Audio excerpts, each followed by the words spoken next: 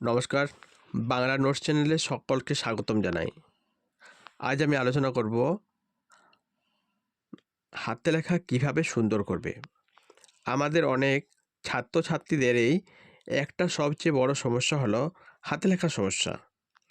হাতে লেখা যদি সুন্দর বা স্পষ্ট না হয়, অনেক ক্ষেত্রে বুঝতে না পারার জন্য কিন্তু পরীক্ষক নম্বর দেন না বা বিরক্ত হয়ে কম নম্বর দেন। তাই অভিভাবিকার একটা চিন্তা থাকে, সন্তানের হাতে লেখা কিভাবে ভালো করবেন। আমরা যদি ছোট থেকে অভ্যাস করি, তাহলে কিন্তু হাতে লেখা সুন্দর হবেই। তো এই হাতে লেখা সুন্দর করার জন্য আমাদের যে বিষয়গুলো, যে টিপসগুলো মনে রাখতে হবে, সেগুলো কিন্তু আমি পরপর আলোচনা করছি। ১ নাম্বার, বাংলা লেখার ক্ষেত্রে প্রতিটি বর্ণ সমানভাবে লিখতে হবে। এই জন্য ছোট থেকেই কিন্তু রোল টানা খাতায় নিয়মিত অভ্যাস করতেই হবে। ২ নাম্বার, বর্ণগুলো যেমন সেরকমই লেখার অভ্যাস ছোট থেকেই করতে হবে। অনেকে বর্ণগুলো বিকৃত করে লেখেন বা ছোটদেরও সেভাবে শেখান। এই বিকৃত বর্ণ লেখার অভ্যাস ত্যাগ করতে হবে, কারণ একবার অভ্যাস হয়ে গেলে হাতের লেখা পাল্টানো কিন্তু খুবই মুশকিল। তৃতীয়ত, যে বর্ণগুলোর মাত্রা আছে সে বর্ণগুলোর মাত্রা দিতে হবে, যে বর্ণগুলোর মাত্রা নেই সেই বর্ণগুলোর মাত্রা দেওয়া চলবে না। আমাদের কিন্তু প্রতিটি বর্ণই এভাবেই লিখে লিখে অভ্যাস করতে হবে। চতুর্থত, একার, ওকার, ইকার ইত্যাদিগুলো কিন্তু সঠিকভাবে লিখতে হবে। পঞ্চমত, প্রথমে কিন্তু ধীরে ধীরে মাত্রা সহকারে বর্ণগুলোকে সঠিকভাবে লেখা অভ্যাস করতে হবে।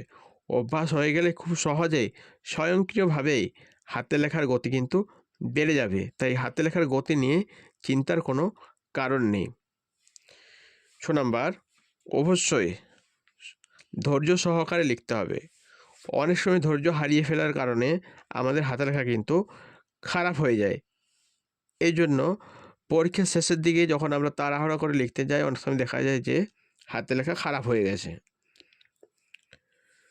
সপ্তম, লেখার শুরুতে যদি ছোটদের রোল টানা খাতায় এভাবে লেখা অভ্যাস করা হয়, তাহলে অবশ্যই হাতে লেখা ভালো হবেই। এবার তোমরা ভিডিওতে দেখে নাও কিভাবে লেখা অভ্যাস করবে।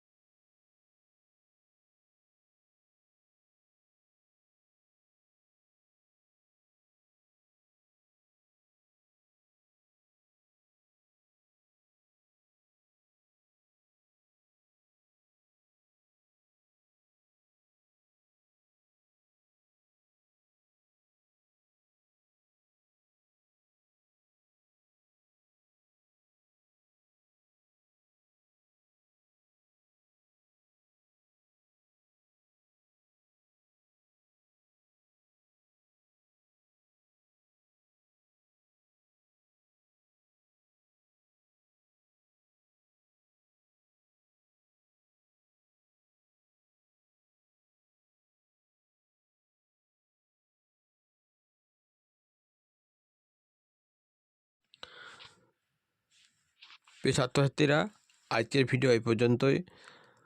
ভিডিওটি যদি তোমাদের ভালো লেগে থাকে অবশ্যই চ্যানেলটি সাবস্ক্রাইব করে পাশে থাকার অনুরোধ জানাই।